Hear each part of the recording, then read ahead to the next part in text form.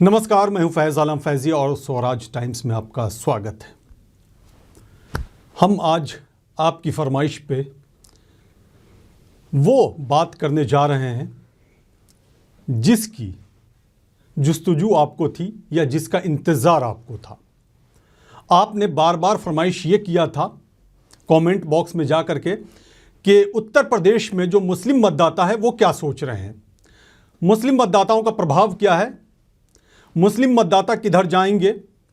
2022 विधानसभा चुनाव के मद्देनज़र आपका ये सवाल बार बार आ रहा था और आप ये रिक्वेस्ट कर रहे थे, विनती कर रहे थे। इसलिए मुझे ये लगा कि मैं इसे आगे बढ़ाऊं और मेरे सीनियर विपिन बेबाक ने भी मुझे इस बात की सलाह दी कि जो हमारे दर्शक हैं जो चाह रहे हैं वो पूरा ज़रूर किया जाए।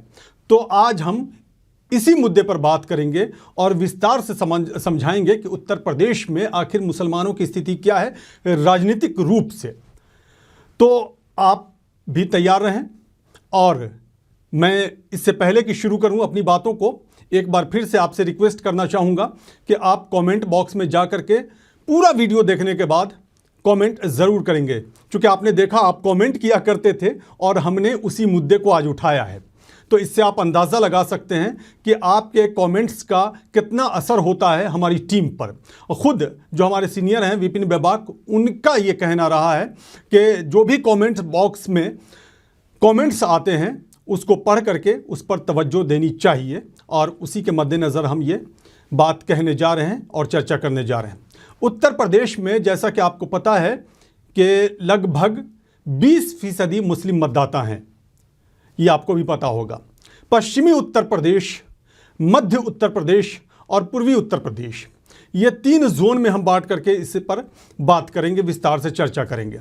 पश्चिमी उत्तर प्रदेश में मुस्लिम मतदाताओं की तादाद ज़्यादा है, संख्या अधिक है। पूर्वी उत्तर प्रदेश के कई ज़िलों में मुस्लिम मतदाताओं की भी संख्या बहुत अधिक है और मध्य उत्तर प्रदेश की अगर बात की जाए तो थोड़ा सा कम है। कई राजनीतिक पार्टियां हैं जो चुनाव में मुस्लिम मतदाताओं का मत प्राप्त करना चाह रहे हैं। तो ये पार्टियां जो चाह रही हैं वो कौन कौन है? जाहिर सी बात है तमाम राजनीतिक पार्टियां चाहती हैं और होना भी चाहिए। तो सबसे पहले सत्ताधारी दल की बात करते हैं, भारतीय जनता पार्टी की बात करते हैं। बहुजन समाज पार्टी की तो बात करेंगे ही करेंगे हम। भारतीय जनता पार्टी ने भी कोशिश तेज की है मुस्लिम मतदाताओं को जोड़ने के लिए। अल्पसंख्यक मोर्चा पर यह जिम्मेदारी दी है कि हर सीट पर 5000 मुस्लिम मतदाताओं को जोड़ा जाए, यानी कि एक कार्यकर्ता को 100 मुस्लिम मतदाताओं को जोड़ना है और 50 कार्यकर्ताओं को यह जिम्मेदारी हर विधानसभा सीट पर दी गई है। तो भारतीय जनता पार्टी भी इसको लेकर के काफ़ी उत्सुक नजर आ रही है। बात कांग्रेस की करेंगे। कांग्रेस का जनाधार लगातार घटता रहा है उत्तर प्रदेश में। हालांकि इस बार प्रियंका गांधी के नेतृत्व में पूरा जोर कांग्रेस की तरफ से लगाया जा रहा है और मुस्लिम मतदाताओं को फिर से वापस लाने की कोशिश की जा रही है कांग्रेस की तरफ से। चूंकि आपने देखा है कि 90 के दशक तक मुस्लिम मतदाताओं का झुकाव कांग्रेस की तरफ रहा है, यानी कोर वोटर्स जो कांग्रेस के रहे हैं उसमें मुस्लिम मतदाता भी शामिल रहे हैं। उत्तर प्रदेश की हम बात कर रहे हैं। तो कांग्रेस फिर से वापसी चाह रही है और प्रियंका गांधी इन कोशिशों को आगे बढ़ा रही हैं। प्रियंका गांधी ने तो यहाँ तक कह दिया कि 40% जो महिलाएं हैं उन्हें टिकट दिया जाएगा। तो इन तमाम कोशिशों में ये भी कोशिश शामिल है प्रियंका गांधी की। समाजवादी पार्टी की अगर बात की जाए, बहुजन समाज पार्टी की बात हम आखिर में करेंगे। समाजवादी पार्टी की अगर बात की जाए तो समाजवादी पार्टी का असर रहा है मुस्लिम मतदाताओं पर, इससे इनकार बिल्कुल भी नहीं किया जा सकता है। और इस बार समाजवादी पार्टी ने कई छोटे दलों के साथ गठबंधन किया है, जिसमें आरएलडी है, सुहेलदेव भारतीय समाज पार्टी भी है जो ओम प्रकाश राजभर की, हालांकि इन्होंने पहले भागीदार संकल्प मोर्चा बनाया था ओम प्रकाश राजभर ने, लेकिन अब वो संकल्प मोर्चा खत्म हो चुका है और सुहेलदेव भारतीय समाज पार्टी समाजवादी पार्टी गठबंधन में आ चुकी है। इसके अलावा भी महान दल हैं, कई छोटे छोटे दल हैं। आरएलडी की बात हमने पहले ही कर ली। पश्चिमी उत्तर प्रदेश में आरएलडी प्रमुख जयंत चौधरी ये कोशिश कर रहे हैं कि जाटों और मुसलमानों को एक प्लेटफॉर्म पर फिर से लाया जाए, जो उनका जनाधार रहा है, जो मुजफ्फरनगर दंगे के बाद खिसक गया था। लेकिन किसान आंदोलन की वजह से उन्हें फिर से ये नज़र आने लगा है कि ये वापस प्लेटफॉर्म पे आ जाएंगे, यानी कि जाट मुस्लिम मतदाताओं का एकजुट होना फिर से सामने नज़र आ रहा है उन्हें। ये जयंत चौधरी की बात कर रहे हैं। तो इसलिए अखिलेश यादव की पार्टी समाजवादी पार्टी का भी असर मुस्लिम मतदाताओं पर अच्छा खासा है और रहा भी है। अब बात करें बहुजन समाज पार्टी की, हम असदुद्दीन ओवैसी की भी बात करेंगे और इसके अलावा पीस पार्टी की भी बात करेंगे, उलेमा काउंसिल की भी बात करेंगे। तो बहुजन समाज पार्टी का भी जनाधार मुस्लिम मतदाताओं में अच्छा रहा है, यानी कि पैठ अच्छी रही है। जब जब मुस्लिम मतदाताओं ने खुल करके बीएसपी का यानी बहुजन समाज पार्टी का समर्थन किया है, बहुजन समाज पार्टी सत्ता में आई है 2007, उसका बेहतरीन एग्जाम्पल है, बेहतरीन उदाहरण है। जब बहुजन समाज पार्टी ने अपने दम पर 206 सीटें जीत करके पूर्ण बहुमत के साथ उत्तर प्रदेश में सरकार बनाई थी, जिसमें ब्राह्मण समुदाय का भी अच्छा खासा वोट मिला था और मुस्लिम समुदाय का भी वोट अच्छा खासा मिला था। यह है बहुजन समाज पार्टी की बात। 2019 लोकसभा की चर्चा करने हम इस मुद्दे पर। 2019 लोकसभा चुनाव में बहुजन समाज पार्टी ने समाजवादी पार्टी के साथ मिलकर के गठबंधन किया था, जिसमें आरएलडी भी शामिल थी। और इसमें यानी 2019 लोकसभा चुनाव में इसका हालांकि हमने पहले भी जिक्र किया है पहले वाली वीडियो में, लेकिन हम दोहरा देना चाह रहे हैं कि 10 सीटें बहुजन समाज पार्टी ने जीती थी, जिसमें 3 मुस्लिम सांसद चुनकर के आए थे बहुजन समाज पार्टी की तरफ से, जिनमें से 2 पश्चिमी उत्तर प्रदेश से और 1 पूर्वांचल से जीत करके आए थे बहुजन समाज पार्टी से। समाजवादी पार्टी के सिर्फ 5 सांसद जीतने में कामयाब हुए थे, आरएलडी को 3 सीटें मिली थी, लेकिन जीत एक पर भी नसीब नहीं हुई। अब बात करते हैं मजलिस इत्तेहादुल मुस्लिमीन की। ऑल इंडिया मजलिस इत्तेहादुल मुस्लिमीन के प्रमुख हैं असदुद्दीन ओवैसी, जो हैदराबाद से सांसद हैं। वो कोशिश कर रहे हैं कि उत्तर प्रदेश में अपनी पैठ बढ़ाएं और अपना जनाधार बढ़ाएं, और ये बल उन्हें मिला है बिहार विधानसभा चुनाव से। चूंकि सीमांचल में उन्होंने 5 सीटें जीती थी बिहार में, हालांकि पश्चिम बंगाल में वो पूरी तरह से नाकाम रहे और उन्हें शिकस्त का सामना करना पड़ा, जीत कहीं नहीं मिली बल्कि जमानत जब्त हो गई। असदुद्दीन ओवैसी का कहना है कि वो 100 विधानसभा सीटों पर अपने उम्मीदवार उतारेंगे। हालांकि असदुद्दीन ओवैसी ओम प्रकाश राजभर के भागीदार संकल्प मोर्चा में शामिल थे, लेकिन ये मोर्चा अब खत्म हो गया, चूंकि भागीदार संकल्प मोर्चा के जो फाउंडर थे ओम प्रकाश राजभर, उनकी party Suheldev Bharatiya Samaj party Samajwadi party गठबंधन में शामिल हो चुकी है। हालांकि सुहेलदेव भारतीय समाज पार्टी प्रमुख ओम प्रकाश राजभर का कहना है कि इस गठबंधन में यानी कि भागीदार संकल्प मोर्चा में जो लोग शामिल हैं या जो पार्टियां शामिल हैं वो इसमें आ सकते हैं, लेकिन असदुद्दीन ओवैसी से गठबंधन होगा समाजवादी पार्टी का, ऐसा कहीं कोई आसार नजर नहीं आ रहा है। और यही वजह है कि असदुद्दीन ओवैसी भी लगातार समाजवादी पार्टी पर हमलावर नजर आ रहे हैं। तो 100 वैसी सीटों पर चुनाव लड़ना चाह रही है असदुद्दीन ओवैसी की पार्टी, जहां मुसलमानों का अच्छा खासा असर है। अब बात करते हैं पीस पार्टी की। डॉक्टर अयूब अंसारी हैं इसके प्रमुख, और पूर्वांचल में इनका अपना असर है, इनकी पार्टी का अपना असर है। 2012 चुनाव में 3 विधानसभा सीटों पर जीत भी मिली थी पीस पार्टी को, लेकिन 2017 में ये खाता नहीं खोल पाए थे। इन्होंने उलेमा काउंसिल के साथ गठबंधन किया है, दोनों ने हाथ मिला लिया है। पूर्वांचल के कई जिलों में इनका अपना प्रभाव है, लेकिन क्या मुसलमान मतदाता इनकी तरफ झुकेंगे, ये बड़ा अहम सवाल है। इसका जवाब तभी मिल पाएगा जब नतीजे आएंगे, और नज़र हर कोई इस पर टिकाए हुआ है। खास करके अगर राजनीतिक विश्लेषक की बात की जाए, पूर्वांचल की हम बात कर रहे हैं, आजमगढ़ में इनका असर है, बलरामपुर में इनका असर है, इसके अलावा देवरिया के गोरखपुर के इलाकों में इनका असर है। हम पीस पार्टी उलेमा काउंसिल की बात कर रहे हैं, जौनपुर में, सिद्धार्थनगर में, इन सब जगहों पर इनका असर माना जाता है। तो ये भी कोशिशों में जुटे हुए हैं, ये तमाम पार्टियां जुटी हुई हैं। अब बात करते हैं मुस्लिम मतदाताओं की। 403 विधानसभा सीट है उत्तर प्रदेश में, जैसा कि आपको पता ही है। इन 403 में से तकरीबन 143 विधानसभा सीटें ऐसी हैं जहां मुस्लिम मतदाताओं का असर है। 143 विधानसभा सीटों में पर मुस्लिम मतदाताओं की अगर बात की जाए तो 20% से ज्यादा मुस्लिम मतदाता हैं। इन 143 में से 73 विधानसभा सीटें ऐसी हैं जहां मुस्लिम मतदाताओं की संख्या 20 से 30% है। माफ कीजिएगा, 70 ऐसी विधानसभा सीटें हैं जहां मुस्लिम मतदाताओं की संख्या 20 से 30% है, और 70 विधानसभा सीटें ऐसी हैं जहां मुस्लिम मतदाताओं की संख्या 30% से ज्यादा है।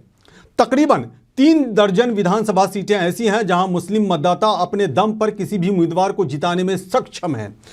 ये 3 दर्जन के आसपास सीटें हैं, और 100 से ज़्यादा तकरीबन 107 सीटों के बारे में चर्चाएं होती हैं कि 107 सीटें ऐसी हैं जहां निर्णायक भूमिका में मुस्लिम मतदाता हैं। तो ये तमाम जो हमने आंकड़े बताए हैं, 143 के अंदर के आंकड़े हमने बताए हैं उत्तर प्रदेश के संदर्भ में। तो 403 में से अगर 100 43 सीटों पर मुस्लिम मतदाता निर्णायक भूमिका में है या वो इस पोजीशन में है कि किसी भी उम्मीदवार को जिता सकते हैं, तो ये बहुत ही अहम बात मानी जा सकती है। अब बात करते हैं कि मुस्लिम मतदाताओं की संख्या सबसे ज़्यादा कहाँ है। रामपुर और मुरादाबाद ऐसे ज़िले हैं जहां मुस्लिम मतदाताओं की संख्या 50 से 51% है, यानी कि मुरादाबाद में लगभग 50.80% है मुस्लिम मतदाता, और अगर बात की जाए रामपुर की तो 50.56% के आसपास मुस्लिम मतदाता रामपुर में हैं। इसके अलावा सहारनपुर में लगभग 42% मुस्लिम मतदाता हैं, बिजनौर में लगभग 43% मुस्लिम मतदाता हैं, मुजफ्फरनगर की अगर बात की जाए तो लगभग 42% मुस्लिम मतदाता हैं। तो इस तरह से पश्चिमी उत्तर प्रदेश के कई जिलों में मुस्लिम मतदाताओं का अपना एक असर है, प्रभाव है, इससे इनकार बिल्कुल भी नहीं किया जा सकता है, और चुनावी नतीजे बदलने में यह पूरी तरह से सक्षम है। अगर पूर्वांचल की बात की जाए तो बलरामपुर में मुस्लिम मतदाताओं की संख्या बहुत ज़्यादा है, 38% के आसपास है। इसके अलावा सिद्धार्थनगर की अगर बात की जाए वहाँ 29 से 30% मुस्लिम मतदाता हैं। इस तरह से पूर्वांचल के कई जिलों में मुस्लिम मतदाताओं का अपना असर है। मध्य उत्तर प्रदेश की अगर बात की जाए तो यहाँ मुस्लिम मतदाताओं की संख्या थोड़ी सी कम है। बरेली की अगर बात की जाए, बरेली में भी मुस्लिम मतदाताओं की संख्या बहुत अधिक है, उसके आसपास के इलाकों में भी मुस्लिम मतदाताओं की संख्या बहुत अधिक है। तो मुस्लिम मतदाताओं का अपना एक असर है उत्तर प्रदेश में, इससे बिल्कुल भी इनकार नहीं किया जा सकता है। इसी के मद्देनजर तमाम राजनीतिक पार्टियां मुसलमानों को अपनी तरफ आकर्षित करने में जुटी हुई हैं, और यही वजह है कि भारतीय जनता पार्टी भी जुटी हुई है। बहुजन समाज पार्टी की अगर बात करें हम विस्तार से, तो बहुजन समाज पार्टी मुखिया जो मायावती हैं 4 बार उत्तर प्रदेश की मुख्यमंत्री रही हैं। 2007 का तो बार बार जिक्र होता ही रहा है कि 2007 से 2012 के बीच में वो पूर्ण बहुमत के साथ सत्ता में काबिज हुई थी, और इसमें मुस्लिम मतदाताओं का अच्छा खासा रोल रहा था। दलित समाज की अगर बात की जाए, अब इससे हट के थोड़ा सा बात कर लेते हैं, जो वोट शेयर होगा पार्टियों की तरफ, उस पर थोड़ा सा रोशनी डालते हैं। जैसा कि हमने पिछले वीडियो में इस बात का जिक्र किया था कि लगभग 20 से 22% के आसपास दलित समाज के वोटर्स हैं उत्तर प्रदेश में, और ये कोर वोटर हैं मायावती के, और इसमें जब जुड़ जाते हैं दूसरे वोटर्स तो मायावती जीत जाती हैं। 4 बार ऐसा हो चुका है, मायावती मुख्यमंत्री बन चुकी हैं। तो इसलिए माना जा रहा है कि मुस्लिम समुदाय से अगर वोट मिल जाता है मायावती को, और ब्राह्मण समुदाय से अगर वोट मिल जाता है, जिस पर ज़्यादा फोकस कर रही है मायावती, तो मायावती सत्ता में आ सकती हैं। इसकी प्रबल उम्मीद भी नजर आ रही है उत्तर प्रदेश के संदर्भ में। अगर समाजवादी पार्टी की बात की जाए तो तकरीबन 9 से 10% यहाँ यादव वोटर्स हैं उत्तर प्रदेश में। समाजवादी पार्टी का कोर वोट बैंक रहा है यादव और मुसलमान, यानी MY समीकरण। जैसे बिहार में लालू यादव की RJD का MY समीकरण रहता है, उसी तरह से उत्तर प्रदेश में मुलायम सिंह यादव की समाजवादी पार्टी का भी ये कोर वोट बैंक रहा है, MY समीकरण। इस बार तो इसमें जाट वोटर्स भी जुटते नजर आ रहे हैं। उसकी वजह यह है कि जयंत चौधरी के साथ गठबंधन हो चुका है समाजवादी पार्टी का, तो माना जा रहा है कि जाट, मुसलमान और यादव समुदाय के लोग समाजवादी पार्टी की तरफ जाएंगे। ये समाजवादी पार्टी के कार्यकर्ताओं का दावा है, या इस गठबंधन की पार्टियों के नेताओं का ये दावा है। तो इस तरह से ये उम्मीद लगाए बैठे हैं। भारतीय जनता पार्टी का अपना कोर वोट बैंक है, उससे इनकार नहीं किया जा सकता है। 2017 में आपने देखा कि किस तरह से भारतीय जनता पार्टी ने जीत प्राप्त की थी। इस बार अगर वो हर बूथ पर 5000 मुस्लिम मतदाताओं को जोड़ने में कामयाब हो जाते हैं, माफ कीजिएगा बूथ नहीं सीट पर, तो इसका फायदा भारतीय जनता पार्टी को मिलेगा। अल्पसंख्यक मोर्चे को यह जिम्मेदारी दी गई है, लेकिन कितने मुस्लिम मतदाता भारतीय जनता पार्टी के साथ जुड़ते हैं, यह बड़ा अहम सवाल है। इसका जवाब भी चुनावी नतीजों के बाद ही मिल पाएगा। और इसी तरह से असदुद्दीन ओवैसी का हमने पहले ही जिक्र किया कि 100 विधानसभा सीटों पर असदुद्दीन ओवैसी की मजलिस-ए-इत्तेहादुल मुस्लिमीन चुनावी रण में उतरने जा रही है, लेकिन क्या इस पर जीत मिलेगी असदुद्दीन ओवैसी की पार्टी को? यह बड़ा अहम सवाल है। इसका जवाब भी चुनावी नतीजों के बाद ही मिल पाएगा। इसी तरह से पीस पार्टी और उलेमा काउंसिल ने जिस तरह से हाथ मिलाया है, क्या इन्हें इसका फायदा मिलेगा? मुस्लिम मतदाता इस तरफ जाएंगे, वोट करेंगे? इसका भी जवाब चुनावी नतीजों के बाद ही मिल पाएगा। लेकिन जो अब तक नजर आ रहा है, जो चुनावी समीकरण अब तक रहे हैं, अगर पिछले 15, 20, 25 सालों की बात की जाए या 30 सालों की बात की जाए, तो उसमें मुस्लिम मतदाताओं का झुकाव या तो समाजवादी पार्टी की तरफ रहा है या फिर बहुजन समाज पार्टी की तरफ रहा है। तो ये देखने वाली बात ये होगी कि बहुजन समाज पार्टी की तरफ मुस्लिम मतदाताओं का झुकाव कितना होता है, या समाजवादी पार्टी गठबंधन की तरफ मुस्लिम मतदाताओं का झुकाव कितना होता है।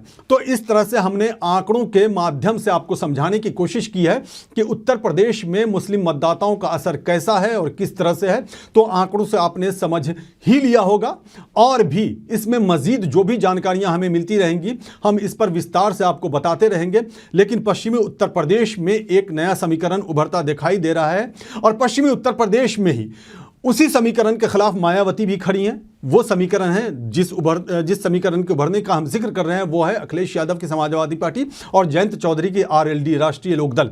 तो ये एक समीकरण उभरता दिखाई दे रहा है। लेकिन दूसरी तरफ मायावती अकेले अपने दम पर चुनावी मैदान में। हाँ, लेकिन इस बीच अगर चंद्रशेखर का जिक्र न किया जाए तो अन्याय होगा, क्योंकि आज़ाद समाज पार्टी का गठन चंद्रशेखर ने किया है, भीम आर्मी के संस्थापक हैं। और चंद्रशेखर के बारे में हमेशा हम ये कहते रहे कि उन्होंने अपनी पकड़ मजबूत की है मतदाताओं में, खास करके दलित समाज में और मुस्लिम समाज में। इससे इनकार नहीं किया सकता है। लेकिन हम हमेशा ये भी जिक्र करते रहे कि चंद्रशेखर को अभी बड़ा लंबा सफर तय करना है, चूंकि अभी शुरुआत की है उन्होंने। देखने वाली बात यह होती कि चंद्रशेखर किस तरह से अपना जो असर है वो छोड़ पाते हैं आगामी विधानसभा चुनाव के मद्देनजर। खबर तो ये भी आ रही कि चंद्रशेखर की आज़ाद समाज पार्टी भी अखिलेश यादव की समाजवादी पार्टी गठबंधन में शामिल हो सकती है। हालांकि अभी इसका कोई भी अनाउंस नहीं हुआ है, ऑफिशियली अनाउंस बिल्कुल भी नहीं हुआ है। लेकिन यह अंदाज़ा लगाया जा रहा है जो चुनावी रणनीतिकार हैं, जो चुनावी विशेषज्ञ हैं, उनके माध्यम से। और ऐसा धरातल पर नजर भी आ रहा है कि उससे पहले यह खबरें छन करके बाहर आई थी कि शायद मायावती के साथ गठबंधन हो जाए चंद्रशेखर का, लेकिन ऐसा कुछ नहीं हुआ है। मायावती ने इनकार कर दिया। मायावती अकेले अपने दम पर चुनावी मैदान में उतरने की कोशिशों में लगातार जुटी हुई हैं और इसके लिए उनकी कोशिशें परवान भी चढ़ती दिखाई दे रही हैं। तो मुस्लिम मतदाताओं के बारे में आपकी ये फरमाइश थी जिसे हमने पूरा किया है।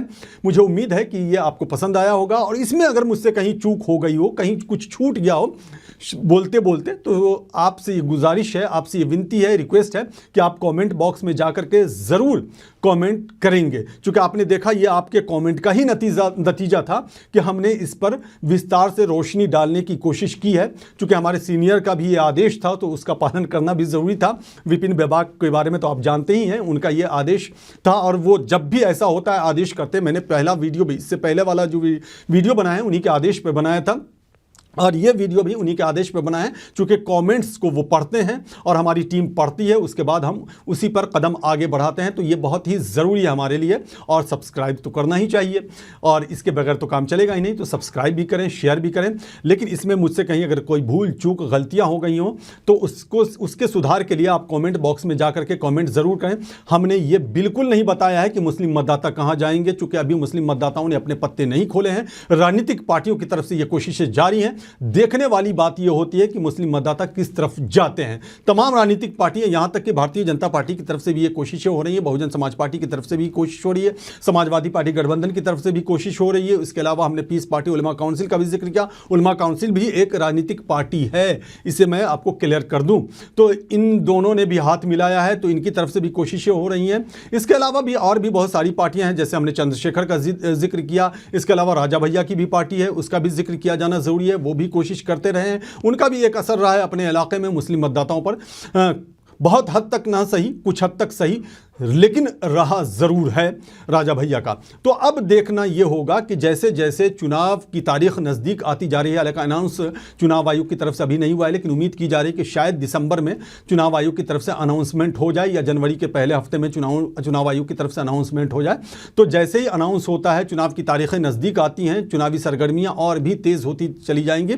चुनावी बिगुल तो पहले ही बज चुका है। तो मुस्लिम मतदाताओं के हवाले से हमने विस्तार से ये जानकारी देने की कोशिश की है, और भी इसी तरह के मुद्दे पर हम आपके सामने आते रहेंगे, आपसे रूबरू होते रहेंगे और जिक्र को आगे बढ़ाते रहेंगे, चर्चाओं को आगे बढ़ाते रहेंगे और आपका मशवरा भी हम लेते रहेंगे। जब तक के लिए हमें इजाज़त दीजिए। नमस्कार।